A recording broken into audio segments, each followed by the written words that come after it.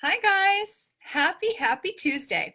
I'm jumping on here now because I wanted to share with you a few things, some personal observations and a couple stories I want to share with you that I think will help resonate some things about fitness, but also just about life.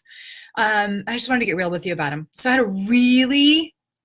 really interesting week. So when I was in Boise this week, I just wanted to share this two like complete opposites of how I felt after having time with two different people in my life. So this just goes back to who you allow to influence your mind is who's going to really ultimately influence your life. So this goes to fitness and health, and I'll tie it back in, I promise. But I'm going to tell you a story. So I went to coffee on Saturday with a woman that's been my friend, mentor, counterpart, colleague for a long time. And she is rocking it out in her business. And I'm trying to grow my business. I'm trying to grow my mission. I'm trying to grow my movement because I'm so passionate about it, right?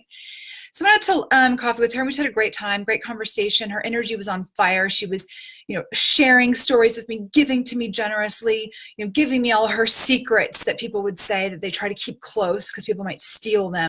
Just sharing with me generously, telling me how I can do it, to not let limiting beliefs stop me, to always focus on, what's really matters and my why, and to put all my attention there and that anything's possible, and just all these words of supporting encouragement. And she just nurtured me and loved me and supported me in my vision. And a lot of people can't see past, the logics and the logistics of life. They can't see past, what those old stories have taught them. And those stories usually come from someone other than you. They're usually passed down from generation to generation. Like, go to work a 9 to 5, listen to your boss, get a retirement, go home, pay your bills, die. Like, that's what we're taught.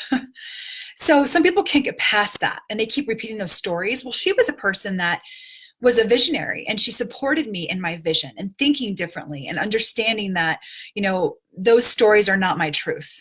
Those stories that I might have carried or that other people have are not my truth. So I felt great. I was inspired. I went out and I had all these new great ideas, these concepts, these things, and kind of gave me a breakthrough. And I had a great Saturday. Let me tell you what happened the next day. I had this encounter. Actually, it was later that afternoon and evening, with a friend that I've had for a really long time. I mean, a really good friend. I'm not going to use names or anything like that here, but a really good friend. And it was the exact opposite. I get it, but it's not really going to work. And there's so many people out there, and, it's such a, saturated industry, and, you're never going to have enough money to put into it. And all these things, like all these logical things, all these stories that she's been fed, that she's bought into for herself. And she was, projecting them on me. And I was allowing her, by being with her, to influence my mind. And I started like going into this spot where I was like, oh yeah, you're right. It's hard. Oh yeah, that's true. Oh yeah. I started doing that and second guessing my mission and my vision and my movement, the one that drives me. And I've always known that there's something there, and I've always known that I wanted to pursue it, but I was letting her influence my mind. I left two different beautiful humans that I love. I love them both dearly, but they influenced me in totally different ways. And so the way I wanted to turn this around for you guys is to make you understand that no matter what your goals are, no matter if you're really focused on your health right now and it's a priority for you, or if you're really focused on your fitness and that's a priority for you, whatever that is, the group that you surround yourself with and who you allow to influence your mind is how your life is going to turn out. It's how your life is going to turn out. Because you're going to allow those influencers to kind of guide and shift you and influence you daily, whether you know it or not. So this is my homework assignment for you today. It's to kind of look at your life and see who's in your inner circle and see who's in your kind of semi-outer circle and then in your big outer circle. And who's really the people that influence you the most. And sometimes they're the people that are your loved ones and your family.